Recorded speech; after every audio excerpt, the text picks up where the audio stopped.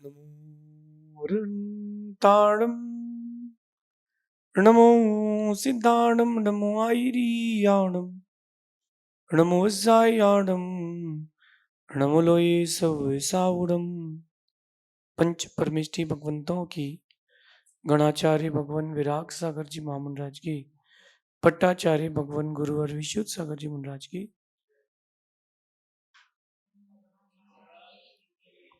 या हम सभी अपने जीवन में सुख और गुणों की अभिवृद्धि के लिए नीति के विषयों का श्रवण कर रहे हैं। नीतिकार हमें हमारे जीवन को, हमारे व्यक्तित्व को ऊंचा बनाने के लिए कुछ न कुछ सलाह जरूर देते हैं। और एक बात देखना, जब नीतिकार कोई सलाह देते हैं तो वो ऐसी होती है कि आपका कोई बड़ा भाई कंधे पे हाथ रख के बात समझा रहा हो। नीतिकार जब कोई एक एडवाइस देते हैं, कुछ आपको अच्छे शब्द कहते हैं, तब वो कुछ इस प्रकार के होते हैं कि जैसे वो आपका बड़ा खास हो और वो आपको अंदर से हिला करके ठीक करना चाहता हो।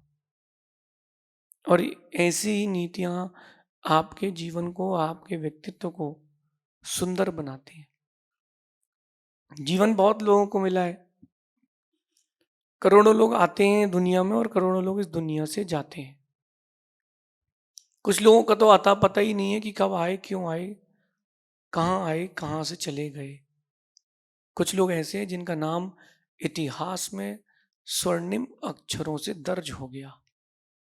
हमारा नाम उन गोल्डन लीव्स में क्यों नहीं आया? कारण कुछ और है।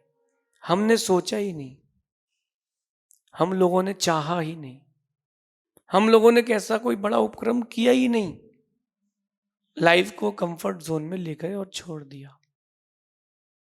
देखो, आज की जंजीर से मैं कहता हूं कि कंफर्ट जोन से बाहर निकलो। कंफर्ट जोन से बाहर निकलो। गवर्नमेंट आपको भ्रष्ट कर देगी। ये योजना, वो योजना, इतने हजार रुपए महीना और डाटा फ्री, इतना जीबी। आप कंफर्ट जोन में जा रहे हो। पहले के लोग मेहनत करते थे तो माइंड चलाना पड़ता था। अब आप लोग एकदम रिलैक्स मोड में आ गए हो। एआई जो आया है वो आपके दिमाग को खत्म कर देगा, आपकी क्रिएटिविटी को खत्म कर देगा। और जिस दिन आपका दिमाग का चलना खत्म होगा, क्रिएटिविटी खत्म होगी, आप आगे नहीं बढ़ पाओगे। आप एक चीज देखो, मैं आपको एक बहुत गजब का दृश्य दिखाता हूँ। पहले के लोग without any calculator, any electronic gadget, हजारों का हिसाब करते थे। उसने कहा कि 144 पीस 12 रुपए के, उनने लिख दिया खट। 7 पीस 7 रुपए के, उन्होंने लिख दिया 49। अब आज का बच्चा कैलकुलेटर निकालता है। आप देखो, आप कितना डिपेंडेंसी के ऊपर जा रहे हो, आप कितना डिपेंडेड हो रहे हो। आप जितना ज्यादा डिपेंडेड होते जाओगे उतना आपका माइंड कम काम करेगा। अच्छा, पहले के लोगों को देखो, वो कितना क्रिएटिविटी से काम करते थे। अब आजकल तो सब एआई है, बटन दबाया वहां सब बन करके आ गया। हमें अपनी क्रिएटिविटी को बाहर लाना है। और वो कब आएगी? जब आप मेहनत करेंगे। विदाउट परिश्रम, बिना किसी मेहनत के आप कोई भी बहुत सुंदर व्यक्तित्व नहीं बना सकते। दूध भी मावा जब बनता है या दूध घी बनता है तो बहुत तपता है। उसको तपना पड़ता है, उसको मेहनत करना पड़ती, तब उसकी क्वालिटी आती है, तब उसका रेट बढ़ता है, उसका टेस्ट बढ़ता है, लोग उससे अट्रैक्ट होकर के आते हैं। ये आज समझना जरूरी है। हमें अपने आप को मेहनत से जोड़ना है। मेहनत करें और जो फल है वो भाग्य देगा, इसके ऊपर ज्यादा ना सोचें। मेहनत करें। और कितनी मेहनत करें? जब तक आप सफलता की परिभाषा ना बन जाएं तब तक मेहनत करें। सफल होने तक नहीं। हमको एक डेफिनेशन बनना है, हमें सक्सेस की डेफिनेशन बनना है, हमें सक्सेसफुल नहीं बनना है। जितना आप सोचोगे उतना आप चलोगे। एक व्यक्ति को अपनी सिटी बस में घूमना था। एक पेट्रोल पंप आया तो उसने कहा कि भैया 200 रुपए का पेट्रोल डाल दो। आज सिटी सिटी घूमना, ज्यादा दूर नहीं जाना। और उसी व्यक्ति को जब 200-300 किलोमीटर जाना था तो वो कह रहा था भैया टैंक फुल कर दो। और रास्ते में बैकअप में कोई पेट्रोल पंप नहीं उस एरिया में, तो उसने कहा कि भैया एक कैन में आप हमको और भर के और दे दो। आपका विजन जितना बड़ा होगा, आपका विजन जितना बड़ा होगा, आप उतनी अधिक परिश्रम, उतनी अधिक मेहनत करोगे और उतने आइडियाज भी लाओगे। एक व्यक्ति है जो कहता है स्काई इज माई लिमिट, और एक कहता है कि sky is not my limit. एक एक व्यक्ति और कहता है कि मुझे तो आकाश बनना है। मैं कहता हूं आकाश नहीं बनना, हमें आकाश छूना नहीं है, हमें आकाश से भी अनंत आगे बढ़ना है। आप विजन बड़ा रखो। आप विजन बड़ा रखोगे तो आपके से आपका माइंड उतनी मेहनत कराएगा। बच्चों से एक बात कहता हूँ कि एग्जामिनेशन हॉल में आप जाओ और उसमें लिखा हो कि 5 क्वेश्चंस, एनी 5, तो आप एनी 5 करके आते हो। टोटल एग्जाम में 5 क्वेश्चन करना थे और आपको पता है कि 5 क्वेश्चन करना है तो भरपूर लिखना है, कम से कम 5-6 आंसर शीट्स भरी होना चाहिए। और वहीं लिखा हो कि इन 30 words, 100 words, 1 line, 2 line answers इतने में देना है, तो आपका माइंड कॉम्पैक्ट करके बताता है।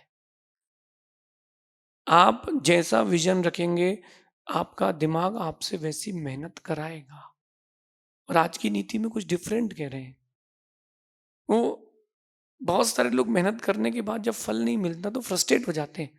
वो सोचते हैं कि अब मुझे मेहनत नहीं करना है, क्या करना मेहनत करके, कुछ मिलता मिलता तो है नहीं। लेकिन आज की नीति जैन दर्शन के कर्म सिद्धांत से जुड़ी हुई है। और आज की नीति कह रही है कि हर किसी की अपनी अपनी किस्मत है। हर किसी की अपनी अपनी किस्मत है, इसीलिए हर किसी की अपनी अपनी उपलब्धियां हैं। कुछ लोग ऐसे हैं जो थोड़े सा परिश्रम करके बहुत बड़ा फल प्राप्त कर लेते हैं। कुछ लोग ऐसे हैं जो बहुत मेहनत करके भी बहुत कम प्राप्त कर पाते हैं। आप इंडियन रोड सिस्टम देखना, जो शहरों के अंदर रोड बनती है, गर्मी में वो लेबर डामल पिघलाता है और काम करता है, रोड डालता है, आरसीसी बनाता है, रातों रात उसकी तराई करता है, फिनिशिंग करता है। बेचारे को 500-800 रुपये मिलते हैं एक दिन के।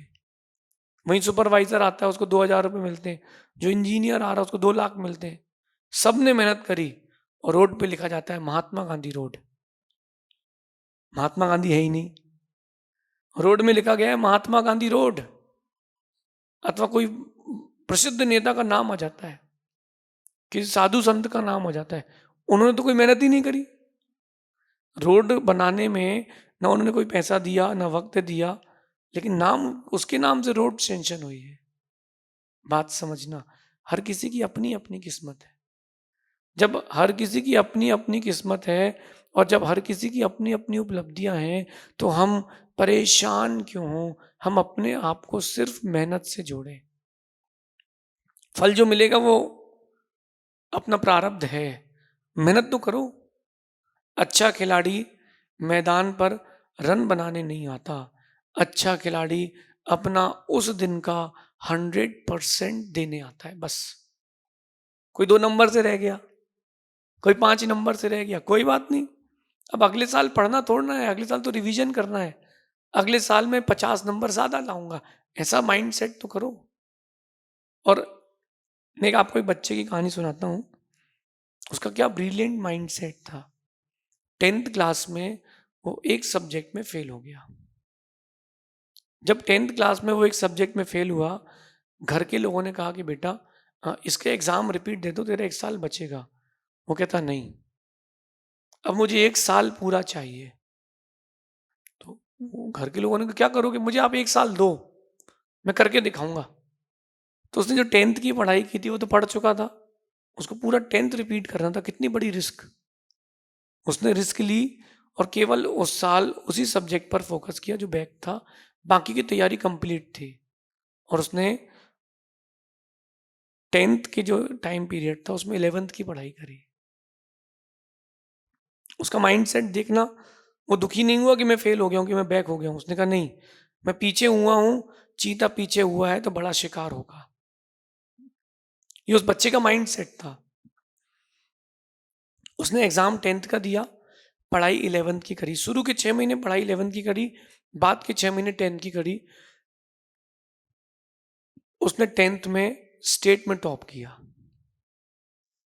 लास्ट टाइम वो फेलियर था, इस टाइम वो टॉपर है। फिर उसने 11th की पढ़ाई करी।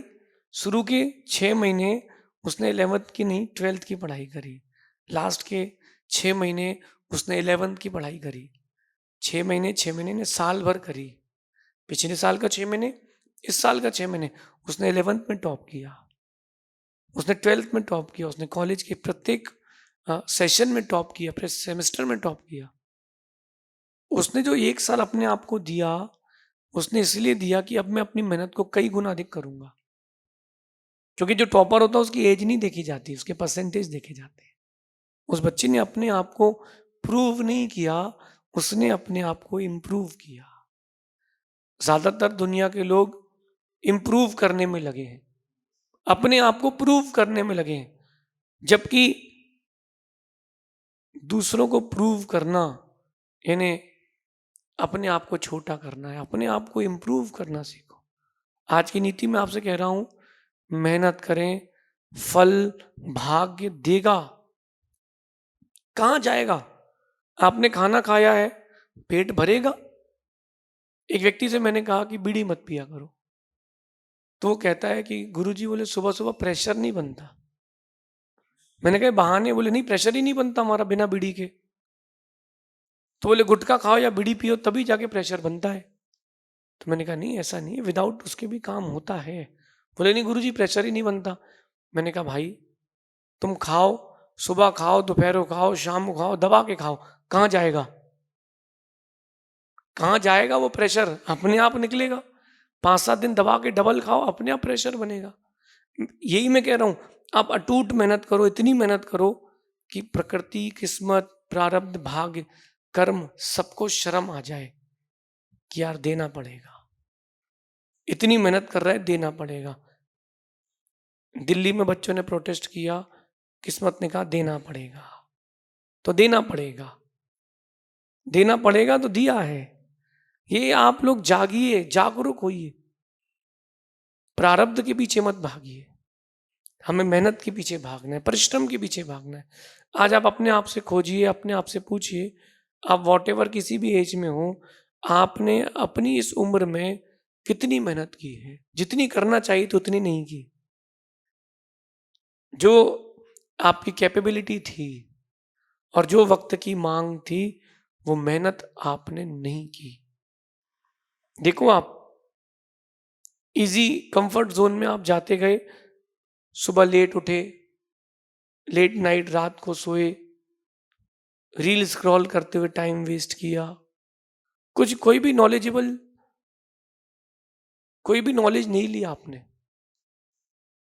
नॉलेज नहीं लिया आपने, सब टाइम पास किया है। या जो भी आपकी निजी इफिशियंसी है, उस इफिशियंसी से कम काम किया है। आप किसी भी मैन्युफैक्चरिंग स्टेट में जाना, मशीन जितना ज्यादा वर्क करती है, कंपनी का उतना ज्यादा प्रॉफिट होता है। मशीन जितना ज्यादा काम, जितना ज्यादा प्रोडक्शन करती है, चाइना आगे क्यों है? प्रोडक्शन के कारण आगे है। मशीन तो इंडिया भी ला सकता है वैसे, बट प्रोडक्शन उतना नहीं करता। आउटसोर्स नहीं है, रॉ मटेरियल्स नहीं है, सेल्स नहीं है। आप जितना ज़्यादा प्रोडक्शन करेंगे उतना ज़्यादा प्रॉफिट है। आप जितनी ज़्यादा मेहनत करेंगे उतना बड़ा भाग्य आपका उदय में आएगा। मैं मानता हूँ कि हर किसी की अपनी अपनी किस्मत है, हर किसी की अपनी अपनी उपलब्धियां हैं, तो मिलेगा वही जो आपका भाग्य है। बट अपन मेहनत क्यों छोड़ें? किस्मत बदलेगी, किस्मत बदलेगी। Winners never quit and quitters never win. जो एक बार अपने आप को हताश करके पीछे कर लेता है, वो कभी जीत नहीं पाता है। मैं आपको एक सलाह दूंगा कि जो प्राप्त है उसमें खुश रहना एक कला है। आपको जो चेहरा मिला है, जो हाइट मिली है, जो फिजिक मिली है, जो आपको पड़ोसी मिले हैं, जो आपको रहने के लिए स्थान मिला है। और सुनो, जो कुछ भी आपको प्राप्त हुआ है, उसमें खुश रहना सीखें। जो कुछ भी आपको मिला है, सिर्फ उसमें खुश रहना सीखें। ये बहुत बड़ी कला है। जो व्यक्ति प्राप्त में खुश रहता है, उसको किस्मत बहुत कुछ देती है। लेकिन प्राप्त में खुश रहें, ये कला है, लेकिन इतना ध्यान रखें केवल प्राप्त के अ, में ही अपन को सेटिस्फाइड नहीं रहना है, हमको आगे भी बढ़ना है। जो प्राप्त है वो खुश करें, खुश रहें। इसका मतलब क्या है? आपने कोई मेहनत करी, आपने कोई इन्वेस्टमेंट किया, आपने कोई बिजनेस किया, और वो सब करने के बाद आपने सोचा था कि 10 लाख का इन्वेस्टमेंट है, प्रॉफिट 1 लाख होगा, और प्रॉफिट आपको 50,000 हुआ। तो मेहनत के बाद जो प्रतिफल मिला है, प्राप्त हुआ है, उसमें खुश रहें। अगली बार डबल मेहनत करें। जो प्राप्त है उसमें खुश रहेंगे, तो मैं मानता हूं कि आप बहुत सुखी रहेंगे। लेकिन जो रिजल्ट मिल रहा है उसमें खुश रहना है, मेहनत में कमी नहीं करना। और जिसके पास प्राप्त में खुश रहने की कला है, दुख उससे हमेशा दूर रहते हैं। हम हमेशा अ, अभाव को देखते हैं कि हमारे पास ये नहीं है, हमारे पास ये नहीं है। ये क्यों सोचते हो कि ये नहीं है? ये देखो कि क्या क्या है। ऐसे भी लोग हैं दुनिया में जिनके ना हाथ है ना पैर हैं, वो भी ओलंपिक खेल के आते हैं। और जिनके हाथ पैर सब हैं, वो घर में गिलास नहीं उठा पाते। आपने देखा हो ओलंपिक, जो दिव्यांगों का, विकलांगों का ओलंपिक होता है, हाथ नहीं है, पैर नहीं है, तीर चला रहा है वो बच्चा, अपने मुख से, अपने आधे कटे हुए पैरों से धनुष पकड़ के तीर चला रहा है। क्या उसका कंसंट्रेशन है! और आपके पास हाथ पैर है, तो आप चाबी ढंग से नहीं लगा पा रहे गाड़ी में। कारण एकदम साफ है, आपने अपने आप को उस विजन तक लेकर के नहीं गए। दुखों को दूर रखना चाहते हो, जो प्राप्त है उसमें खुश रहो, अटूट मेहनत करो। मेहनत करना आपका काम है, और फल मिलना आपका भाग्य है। जो भी आप मेहनत करोगे, वो अपना हिस्सा है लाइफ का, और जो आपको मिलेगा वो भाग्य का हिस्सा है। भाग्य जो देगा वो ले लेंगे, लेकिन मैं, जो मेरे हाथ में है वो तो मैं करूं। जो आपके हाथ में है, अगर आप वो नहीं करोगे, तो मेरा मानना है कि दुख कभी साथ नहीं छोड़ेगा। जो अपने हाथ में वो करो। कोई भी काम छोटा बड़ा नहीं होता, कोई भी काम छोटा बड़ा नहीं होता। सिक्का चाहे 1 का हो, 100 का हो, 1000 का हो, पैसा वो भी होता है, और बूंद बूंद से घड़ा भरता है। ये नीति आपके जीवन के लिए एक नया विजन, एक नया रास्ता देगी।